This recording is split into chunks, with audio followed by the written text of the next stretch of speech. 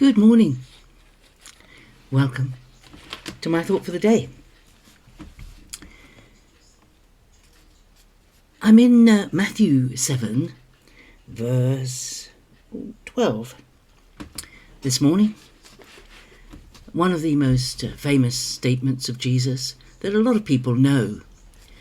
You know, the thing about the things Jesus said is they're easy to say, but they're not easy to do. And I've been thinking quite a lot about how do we know what to do in a certain situation. And I've talked about the principles of the Word of God, and that apply the principles to the situation you're dealing with.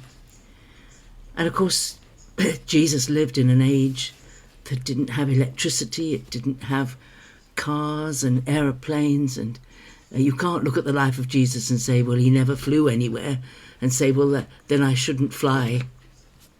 That's ridiculous, isn't it? So how do we take the principles of the Word of God and apply them to our everyday life? And this is one of the simplest, most straightforward statements that Jesus made. A lot of them are straightforward, and in this passage, he says in verse 7, Matthew 7, ask and it will be given to you. Seek and you will find. Knock and it will be open to you. Now that can apply to a situation where you want help from God, or you want to know whether a certain action is right. You ask God for help. Ask God for wisdom and understanding, for direction. Ask him to speak through his word to you, or to speak through a Christian friend, or through something you listen to, or something you read to speak, or perhaps even to speak through an example in life.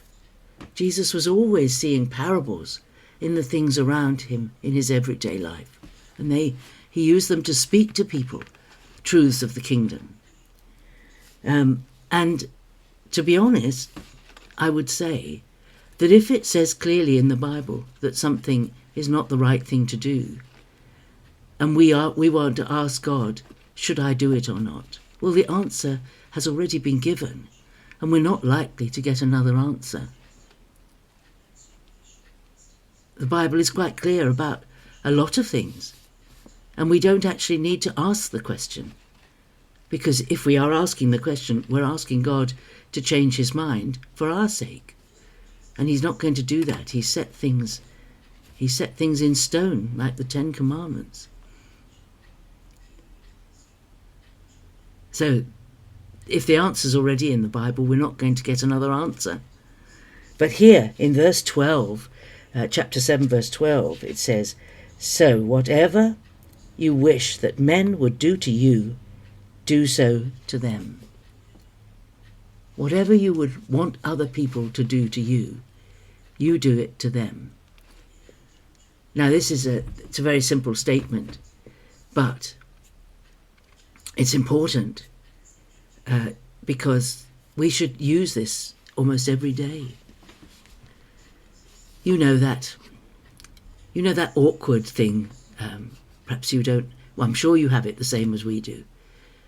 You're in the middle of doing something and the phone goes, or your neighbour comes to the door and says, I don't know, I bought this picture today and it hasn't got any means of hanging it. Can you do it for me? Can you help me? Now it's putting you out, isn't it? It's maybe you're a bit like me, you're not a good handy person. Or maybe you're like Terry, my husband. He's a very good handyman. And that's why the neighbour comes to ask for help.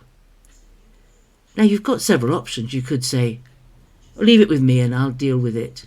And then it's days before it goes back. You could do that. Or you could say, come in, have a cup of coffee.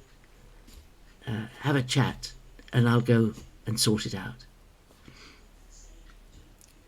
But this verse says, so whatever you wish that men would do to you, do so to them. So you think, put yourself in the position of your neighbour. Your neighbour has come asking for help, hoping that you'll sort it out so that it can go straight up on the wall.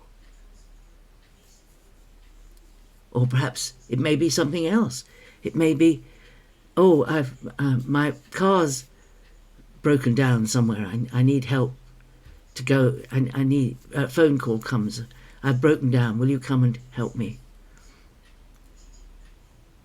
But if you put yourself in that person's place, what would you like me? What would you like your friend to do for you?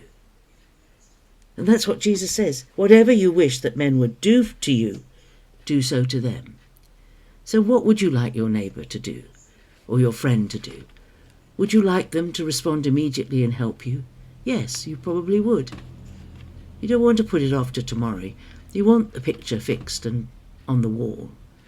Or you want to go and sort out the car that's broken down.